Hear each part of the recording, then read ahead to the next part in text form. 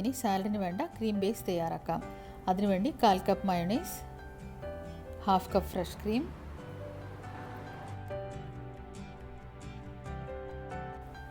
1/2 cup thick curd, 1/4 cup condensed milk. ഇനി ഇതെല്ലാം കൂടി നന്നായിട്ട് മിക്സ് ചെയ്തെടുക്കുക. ടേസ്റ്റൊക്കെ ചെക്ക് ചെയ്യുക. നമുക്ക്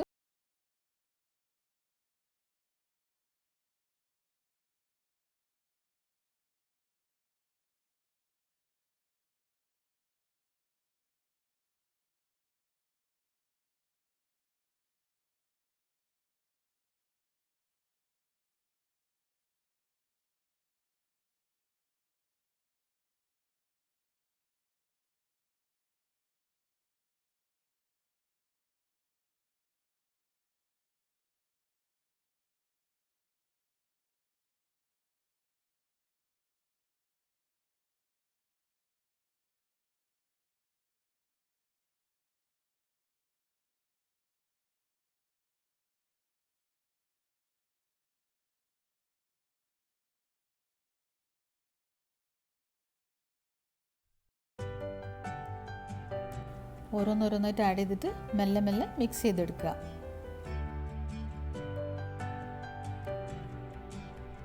സ്വീറ്റ്നെസ്സൊക്കെ ചെക്ക് ചെയ്യുക. വേണമെങ്കിൽ കണ്ടൻസ് മിൽക്ക് കൂടുതൽ ചേർത്ത് കൊടുക്കാം.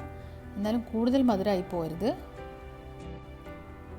നന്നായിട്ട് മിക്സ് ചെയ്യാം. ഇനി നമുക്ക് കുറേശ്ശെ കുറേശ്ശെ പാസ്ത ഇട്ടിട്ട് മിക്സ് ചെയ്തെടുക്കാം.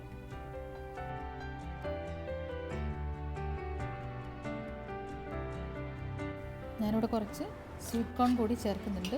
ഓപ്ഷനിലാണ്, നിങ്ങളുടെ അടുത്തുണ്ടെങ്കിൽ ചേർത്താൽ മതി. ഇനി എല്ലാം നന്നായിട്ടൊന്ന് പതുക്കെ മിക്സ് ചെയ്ത് കൊടുക്കുക. എന്നിട്ട് ടേസ്റ്റൊക്കെ ഒന്ന് ചെക്ക് ചെയ്യുക. ഞാനിപ്പം കുറച്ച് കണ്ടൻസ് മിൽക്ക് കൂടി ആഡ് ചെയ്യുന്നുണ്ട്. നിങ്ങൾക്ക് ആവശ്യമുള്ളത്ര മധുരം ചേർക്കുക. ഇപ്പം എൻ്റെ സാലഡ് ഇവിടെ ടേസ്റ്റൊക്കെ നല്ല പെർഫെക്റ്റായിട്ട് വന്നിട്ടുണ്ട്.